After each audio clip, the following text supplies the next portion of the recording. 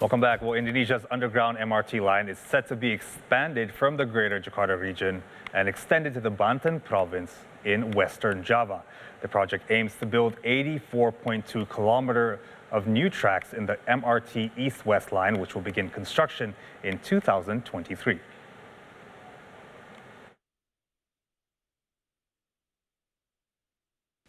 Indonesia continues its push to reduce carbon emissions by furthering developing the country's public transit system. Currently, Indonesia's underground MRT line is planning an expansion from the Greater Jakarta region to Banten, West Java, and construction is set to begin in 2023 next year. The president-director of the MRT Jakarta company, William P. Sabandar, stated that the developments of the MRT East-West line consist of two phases. In the first phase, 34 kilometers of MRT lines will be constructed in Greater Jakarta and will be accessible from Menteng to Tomang, and from there will cover ground up the Kalideres in West Jakarta. This is planned to be completed by 2025. Meanwhile, the second phase of MRT lines will be constructed from Menteng to Cikarang in West Java. The total cost for the MRT East-West Line project is estimated to reach 160 trillion rupiah, about $10.7 billion US.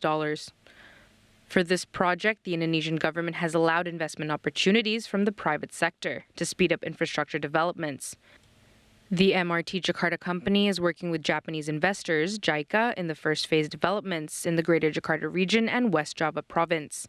The financing scheme plan includes 60% of the funds from the Indonesian government and 40% of the funds from the private sector, which include many foreign investors, such as the Asian Development Bank, Europe Investment Bank, UK Export Finance, and the South Korean government.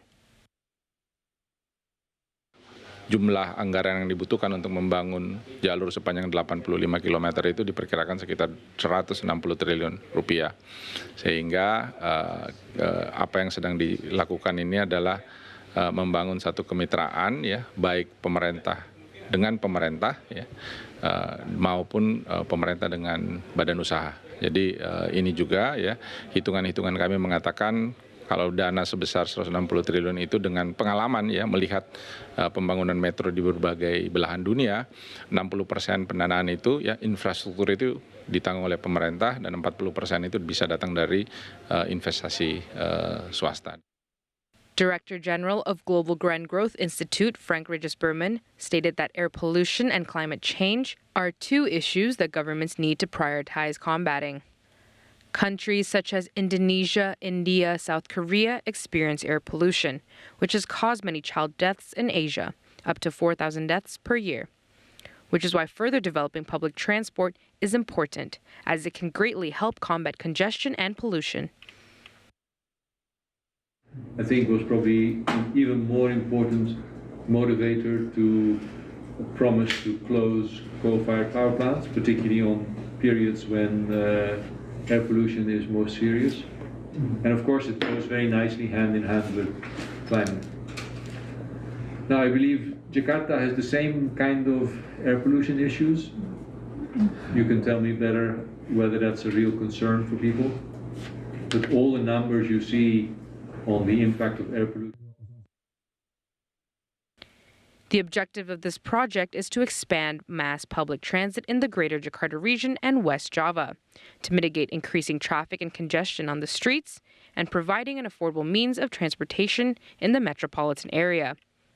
According to the Indonesian government, the development of this public transit is also an effort to reduce dependence on oil and to help reach the target of reducing carbon emissions to 29% by 2030 and net zero carbon emissions by 2060.